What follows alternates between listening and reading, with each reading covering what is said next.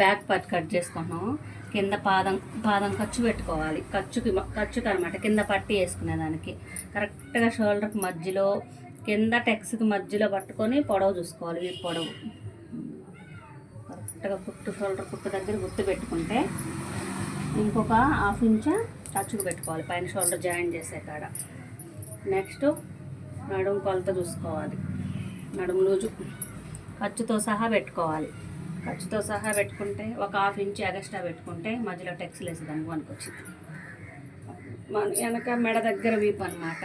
మనం కింద ఖర్చుకి వదులుకున్నది వదిలేసి మెడ వీపు పెట్టాలి. ఇక్కడ కూడా కొంచెం పైకి పెట్టుకోవాలంట. మనం కుట్టేసరికి వచ్చి సరిపోయిద్ది. ఇప్పుడు అది మీడియం సైజ్ అనమాట. మీడియం సైజ్ అంటే 5.5 పెట్టుకోవాలి షోల్డర్. 5.5 అంటే 3 ఇంచులు షోల్డర్కి, ఇంకా మిగతా 2.5 ఇంచు మెడకి సరిపోయిద్ది అనమాట. ఇది 2.5, ఇది 3 ఇంచులు. అట్లాగే 5.5 పెట్టుకున్నాం కదా, ఇక్కడ సంఖ దగ్గర కూడా 5.5 పెట్టుకోవాలి. ఇప్పుడు ఇది మొత్తం జాయిన్ చేసుకోవాలి, మొత్తం గీసుకోవాలి ఒకసారి.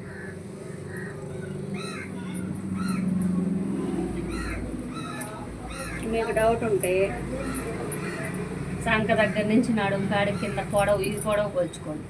కింద ఖర్చుకి పైన ఇక్కడ పొడవు ఉంది, పొడవు కాడి నుంచి ఖర్చుకి సరిపోయింది అనమాట. మనం పెట్టిన కొలత ఆ జాకెట్కి సరిపోయింది.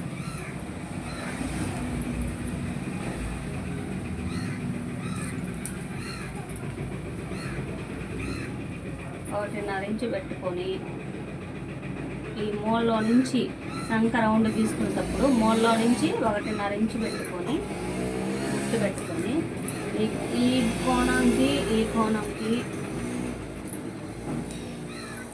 తీసుకోవాలి. అయిపోయింది.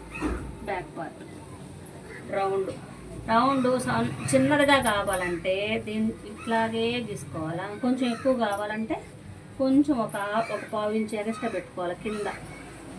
అప్పుడు రౌండ్ అక్కడ కిందకు వచ్చేసరికి ఎక్కువ వేసుకోవాలన్నమాట. అప్పుడు ఏమైందంటే భుజాలు జారకుండా ఉంటాయి. బ్యాక్ పార్ట్ కటింగ్ ఈజీ మెథడ్లో అనమాట.